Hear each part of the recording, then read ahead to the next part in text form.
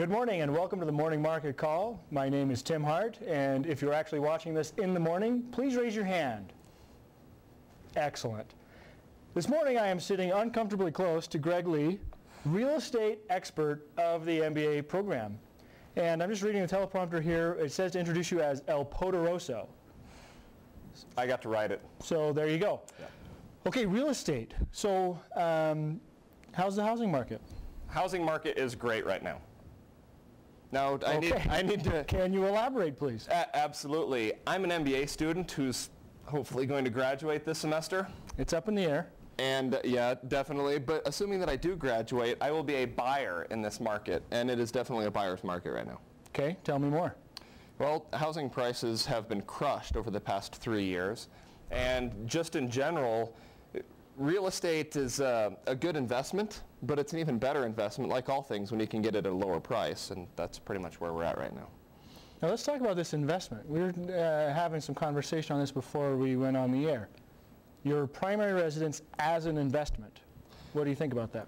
Tim, your primary residence is not an investment. Amen. Here's why. Continue. Let's say that you have two assets. You have Microsoft stock, and you also have your home. And you need to get some extra cash for some reason. A bill comes up. You have two options: sell your Microsoft stock or sell your home.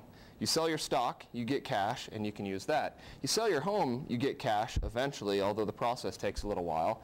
And then your wife kills you because you have no place to sleep.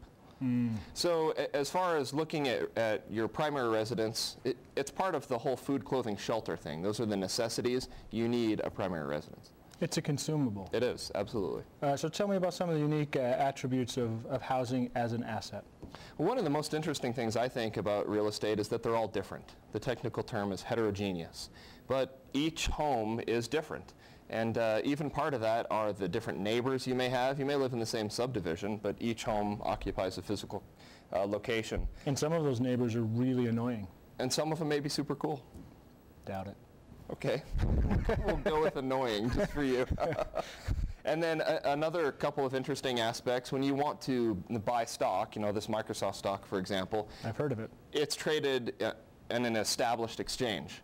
Whereas real estate is traded through the market, bargaining power becomes huge, and all of these other factors that influence prices.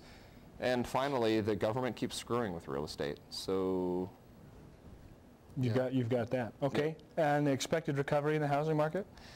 Based on what some of the experts are saying right now, they're thinking late 2010. Aren't you one of those experts, Greg? I like to think that I'm one of those experts, but more importantly, I'm El Poderoso. Well, good point. Keep going. So there was a lecture here at BYU a couple of weeks ago given by C.F. Sermons. He's a professor of real estate at Florida State University. And he was pointing out to us that the real estate lags the job market by 2 to 4 quarters. Mm-hmm. So based on that, we should start seeing a recovery later this year. Excellent. And Greg, not that anyone would want to take your advice, but if you were going to give some advice about housing, what might that be?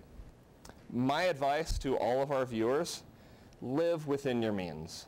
Dr. Sermons, when he was speaking to us, said, and I quote, "Don't overconsume housing." Buy something that's going to work for you and your family when you're ready to buy. If you're not ready to buy, like Dr. Peterson, then don't buy.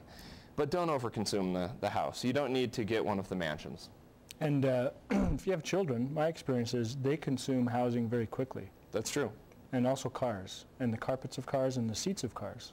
Just they consume them to pieces. So maybe don't have kids. That could be another. Yeah, that's not specifically part of the advice that I'm giving, but right. Sure, okay. we could go with that on a different episode, I guess. Fair enough. Well, Greg Lee, thank you for your expertise on the housing market, and thank you all for joining us on the Morning Market Call. The Morning Market Call is a production of the Marriott School of Management at Brigham Young University and is made possible by generous donations from Larry Tashjian and Gary Williams. This webcast was produced by Greg Lee, Tim Hart, Julie Kellett, and Jonathan Marucci.